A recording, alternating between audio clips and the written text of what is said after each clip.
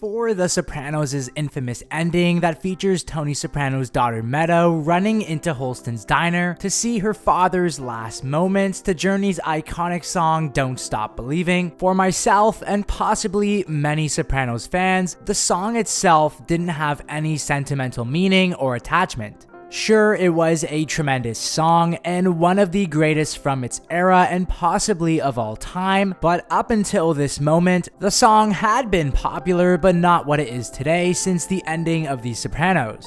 But now, when we hear the classic song, almost immediately in all of our minds, we go directly to The Sopranos' ending and not the band or the song itself. In this video, I'll be discussing the importance of music that we see throughout The Sopranos. And from every season, I'll be taking one musical example and discussing the lyrics of the song and how it relates to the plot at the time of the series, and its importance. This is the importance of music in The Sopranos. Before we get started, be sure to click subscribe and click the bell to get notifications on all upcoming Sopranos content. And be sure to follow me on Twitter and Instagram. Of course, when we first watch The Sopranos, the very first song that we hear is the now world famous Woke Up This Morning by Alabama 3. For many of us, the song has since been engraved into our minds, as the famous Sopranos intro song now makes us watch and sing along to the iconic song every time we turn on The Sopranos.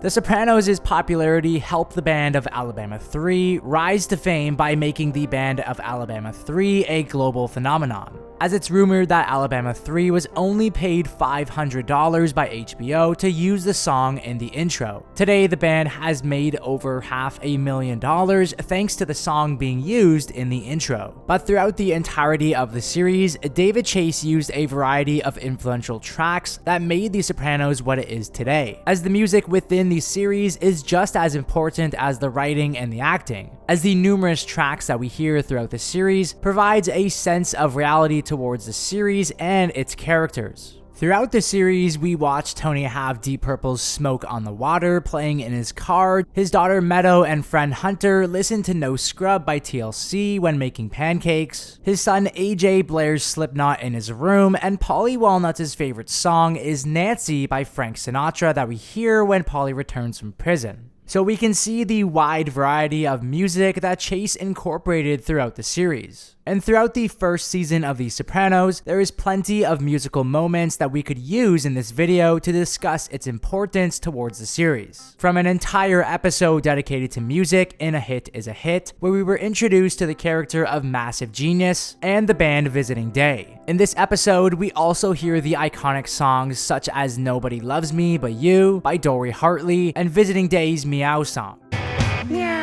Throughout this episode, we also learn the background of Hesh Rabkin, as he was a music producer during the Motown music era in the 1950s and 60s. But throughout the first season, there is no other song, in my opinion, that we should focus on to discuss its importance and the lyrical meaning than The Beast in Me by Nick Lowe that we hear at the very end of the pilot episode. When we hear this song, everyone has finally showed up to the barbecue for AJ's rescheduled birthday party. The camera then pans over to Tony's pool that is empty without the family of ducks in the pool that we saw in the beginning of the episode. When we listen to the lyrics of The Beast in Me, it speaks towards the character of Tony Soprano and what we hear from him in the first episode. The lyrics say, "The beast in me is caged by frail and fragile bars. The beast in me has had to learn to live with pain." These lyrics are so important because these lyrics perfectly describe the way Tony Soprano feels and how he's felt on the inside for some time now, as he's had to learn to deal with his struggles with depression, anxiety, his mental health, and his strained relationship with his mother. Being the big bad mafioso boss that he is, there's a reputation that all these mobsters must abide by, as Tony feels he has to be someone he's not on the outside with his friends and truly hide who he really is on the inside. Throughout the first season, there's other classic songs that I could have used, like Tiny Tears by Tinder Sticks. It's Tiny Tears that plants us into the unstable mind of Tony Soprano during his depressive state where he's worried about his friend Puss. The song itself describes being depressed just like what Tony is doing. The lyrics include, "You've been lying in bed for a week now, wondering how long it'll take.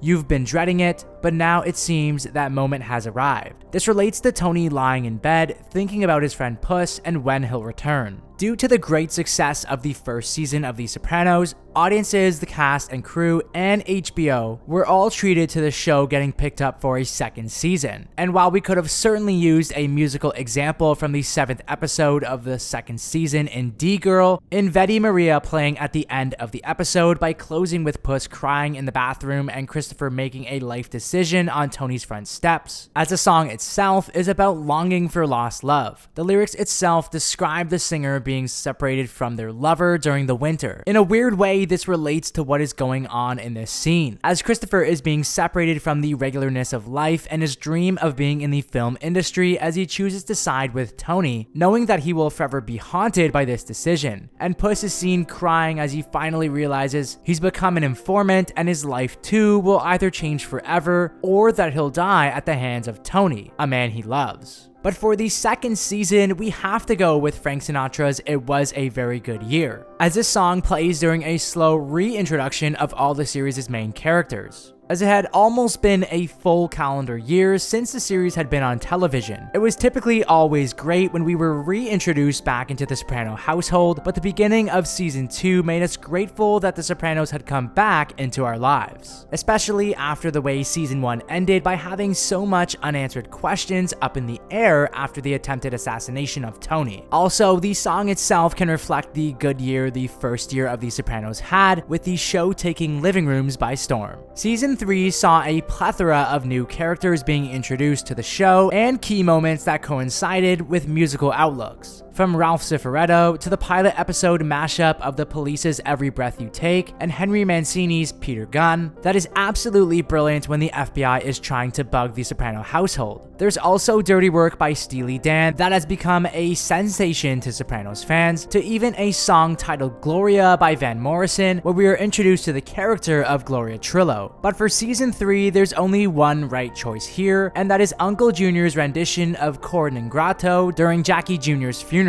It's this beautiful cover by Uncle Jr. that brings almost everyone to tears, leaving not a dry eye in the room. From Artie, Bobby, and even Johnny Sack can't help but shed a tear during Junior's performance. The song, thanks to Gabrielle Dante, means ungrateful heart. The song itself is about an individual who is giving their all and heart to someone who ironically has an ungrateful heart. In a weird way, this could be evident towards the character of Jackie Jr., as he was extremely ungrateful to the wise words and mentor of Tony Soprano, always trying to force him to stay away from the mafia lifestyle. As we all know, he chose not to listen to Tony and to listen to Ralph instead, someone who too had an ungrateful heart towards Tony. And this decision ultimately costed Jackie Jr. his life. Season 4 saw one of my personal favorite songs from The Sopranos in the Shine Lights' Oh Girl, as well as the hilarious use of Dean Martin's Drink to Me Only with Thin Eyes that plays during Tony's intimidation towards Alan Sapinsley to get his money back from the Whitecaps purchase. But our season 4 pick has to be the pilot episode of that season, where we see Tony routinely gather his morning paper, where we hear World Destruction by Time Zone. The episode of Mr. Ruggerio's Neighborhood was the first Sopranos episode to be aired after the 9/11 terrorist attacks. This season saw a heavy focus and transition into real-world topics as well, as the series introduction credits would traditionally see the two Twin Towers being shown during Tony's drive to his mini mansion in New Jersey. However, this was the first episode where the two towers wouldn't be featured. The United States at this time was in a desperate state, a rising economy, the aftermath of 9/11, the current state of the Iraqi war, and a housing crisis at the helm. Many Americans felt a sense of panic, and The Sopranos showcase that even in this fictional world of mafiosos, they too can be affected by what's going on in the real world, as we would see this throughout Tony's visits with Dr. Melfi during the 4th season. By the time season 5 rolled around, The Sopranos had showcased to audiences the pure brutality that the show was capable of. The strangulation of Ralph, Paulie suffocating his mother's friend to death, and Ralph killing Pyomai were just a few examples of how violent the show had become. And heading into season 5, the show picked up right where it had left off, when Tony Blendetto shockingly waxed Joe Peeps. The song overplaying this scene is Bad and Run by Faces, as we watch Tony Blendetto limp his way to his car. But nothing is more shocking and showcases just how far the series had come than when Tony Soprano kills his cousin Tony Blendetto point blank with a shotgun. Ironically, David Chase used Van Morrison again in yet another murder, as Glad Tidings by Van Morrison is playing during this epic scene. The song itself makes us always hum and sing along on every rewatch of this scene. The song appears again later in season 5 finale of All Due Respect during Tony's hilarious stroll back home after fleeing a potential arrest by the FBI at John's house. Throughout the 6th season, David Chase used a variety of classical hits during its most intense and bloodiest season yet. Evidently, Chicken Town by John Cooper Clarke sends chills down the spine as its lyrics talk about everything wrong in the world, as this mirrors what Phil Leotardo is preaching about the current state of the mafia, with more made members becoming informants and grieving over the loss of his brother Billy. The song only ramps up when we then cut to Christopher's daughter Caitlin getting baptized, where Christopher and Tony share an awkward hug after a few recent battles between one another, as through Christopher's eyes, he realizes that the man who just baptized his daughter will ultimately have him dead or be the one who kills him in the end. And of course, we can't forget about Comfortably Numb by Pink Floyd when Tony ultimately kills Christopher. But there's only one right pick here, and that is Journey's Don't Stop Believing that we all know of from the series' final scene.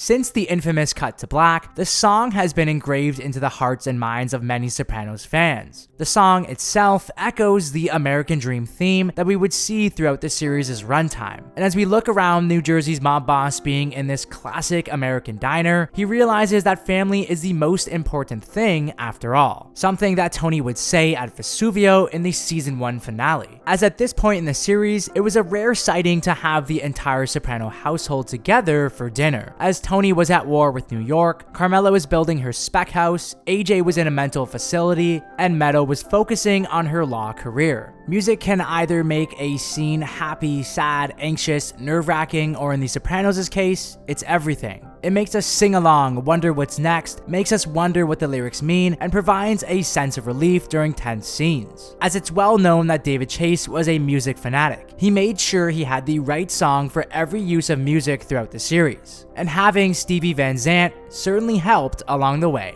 I hope you enjoyed this kind of video. Did I leave any songs out? Let me know down in the comment section below. For more Sopranos content, keep it locked here, right here on this channel.